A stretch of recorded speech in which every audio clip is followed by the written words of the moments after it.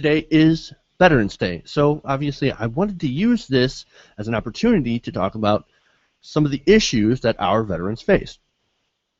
Now, of course, after over a decade of war, veterans' issues are surprisingly absent in the debates we have in Washington. Our political class tends to focus on debts, deficits, spending cuts, tax rates, for people like millionaires, billionaires, and not really focus on veterans' issues. Veterans are left out. And of course, there's always somebody that wants to use them as a political prop. Good example is, I should say the most recent example is Ted Cruz and Sarah Palin. You remember during the shutdown, they were at the World War II Memorial, and they were making a big ruckus, lifting barricades and whatnot, trying to say that they were on the side of veterans while simultaneously voting for stuff or having voted for stuff that would ultimately hurt veterans. And I want to get into that. So though there are politicians, and look, both sides are kind of guilty of this, of using veterans as a prop. They often tend to ignore the real issues that affect our veterans on a daily basis. So I wanted to share a few of those issues tonight with you. So I want to start by addressing the most recent issue, and that is, of course, on November 1st, stimulus funding to the SNAP program ended and effectively cut benefits for some, and others effectively were booted off the program.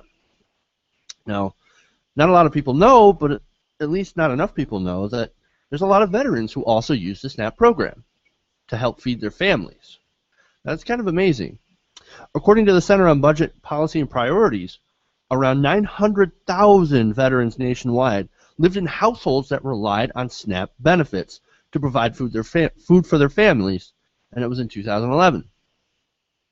Now, with the end of the Iraq War and the coming drawdown of the troops in Afghanistan, the number is expected to be a lot larger. Of these 900,000 veterans using the SNAP program, 57% of them are actually under 30 years old, so they're fairly young.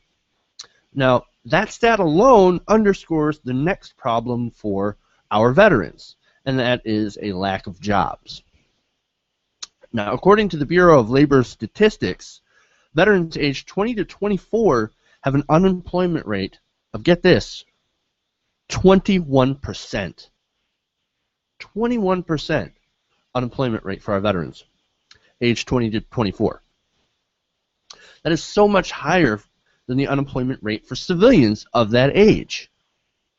Now, that doesn't really make any sense to me. And many veterans have actually have a lot of skills, such as leadership, teamwork, skills that a lot of people would deem essential for working in a lot of these jobs. Now, veterans also have lots of experience working in high-stress environments. I mean, what's more stressful than being shot at? I don't know. So, not only that, but one of the issues that's related to this is the fact that there's a misunderstanding of what our veterans can bring to the table for jobs. In a June 2012 report, the Center for a New American Security noted that one of the main barriers to hiring veterans from the perspective of businesses is that they struggle to understand how military skills translate into increasing the bottom line. So they're not exactly sure how the skills that some veterans have translate into, selling products or whatever. So that's one of the major problems that veterans have when they come home, is that they don't have jobs to come back to. But of course, that's not the only problem facing our veterans. There's also a huge problem of homelessness.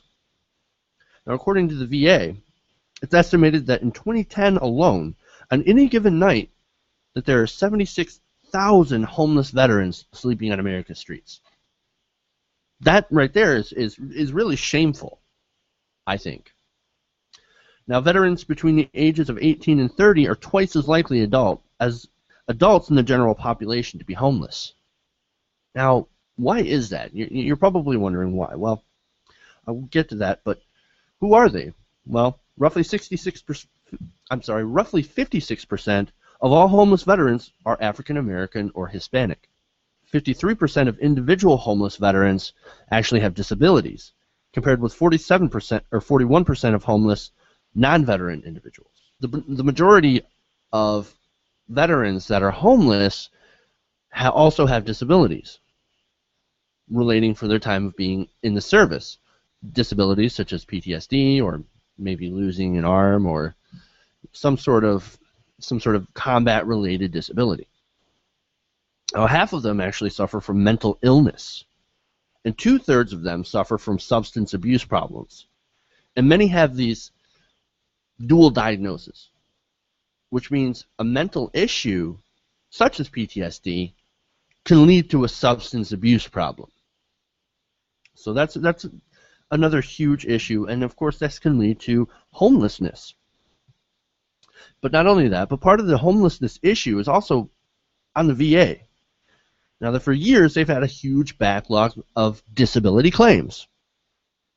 According to the Center for Investigative Reporting, the VA's ability to provide earned benefits quickly had actually virtually collapsed under President Barack Obama, with the number of veterans waiting more than a year for compensation increasing by more than 2,000% to $256,000 in March of this year. Now that's disastrous. Now around that same time, the LA Times published a piece that looked at the benefits backlog. It pointed out that around 600,000 claims were considered backlogged by the VA, meaning they've taken more than 125 days to process. Many claims have taken over a year between the time of filing and when benefits are received. More than a year. Incredibly shameful. Why is it that nobody makes a big fuss about this? You don't see a lot of that in the news. Now, a while ago, I saw a report on the Rachel Maddow show that actually addressed some of this backlog, and Jon Stewart also addressed the backlog. According to a report released in March by the Center for Investigative Reporting, the average time a veteran must wait before receiving benefits is 273 days. Also included in this report is the fact that veterans filing their first claims waited an average of 316 to 327 days. Those filing their first times in LA waited an average of 619 days, according to this report. Where are our priorities, essentially? Because we haven't been taking good care of our veterans, which is, like I said, in the richest country on earth, it's really, really shameful. Now, however, a new report released recently by the Daily Beast actually shows a little bit of improvement in this system. Now, the VA actually spent the last 6 months working on the backlog. They actually put in some overtime hours and installed some new computer systems, so that's good. Now, since then, the number of veterans facing delays for a year or longer has actually fallen to a lot lower of a number, at 34,000. And the average time for veterans have been waiting has dropped by nearly 4 months to around 112 days. Still, 112 days, that is way too long. And despite all the progress at the VA, there's still a long way to go in order to take care of those who served our armed forces. And not only that, but even with all of this, one of the biggest problems facing our veterans today is that of mental illness. As evidenced by the number of the claims the VA has been processing, there are a large number of our fighting men and women that still come back with the scars of war. Now, some of those you can see, but others, not so much. According to Mother Jones, 55% of military service members returning from Iraq and Afghanistan are seeking health care services from the VA. Of the 1.5 million new veterans, 239,174 of them have been diagnosed with PTSD. Now that's more than the soldiers that were physically wounded in action, which stands to be around 50,000. Still, the numbers vary depending on who you ask. For example, Harvard University puts the number of veterans with PTSD at only 103,000. The VA actually cites a greater number of 228,875 veterans with PTSD. RAND actually takes it a step further with 336,000 vets with PTSD. Now, of course, no matter who you ask, the fact is that so many of our veterans are at risk. Now, did you know that there is a staggering statistic that shows that that every 80 minutes, a veteran dies by his or her own hands? Yes. In 2012, more U.S. soldiers, airmen, seamen, and Marines died from suicide than in battle. Now, suicide was actually the #1 cause of death among troops in 2012. So that's a disaster right there. These people need help. These people need benefits. And these people, you can't just forget about these people. And I think a lot of the media has. So on this Veterans Day, one has to acknowledge the major issues that are faced by our fighting men and women even after they've completed their tours of duty and have come home. In the battle for justice, we actually cannot surrender. And we cannot forget that every day is Veterans Day. Because every day these battles are fought on the streets and in the halls of Congress. It's up to us to fight for our veterans as valiantly as they fought for our freedoms in the field of battle. And also to remember that the best way to honor our veterans is actually to do our best not to create more. That we should have only the best reasons to send these people off to war, and that when they return, they have every resource available to help them return to a fulfilling civilian life. And on that front, we have a lot of work to do. A lot of work to do.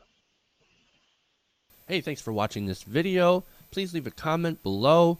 And if you enjoyed this video, make sure to hit the like button and share with your friends. If you want to see more, go to our channel at youtube.com/TYTNation. And if you really want to support the show, support this channel, go to our fundraising campaign at www.patreon.com/TYTNation. The website is in the description below.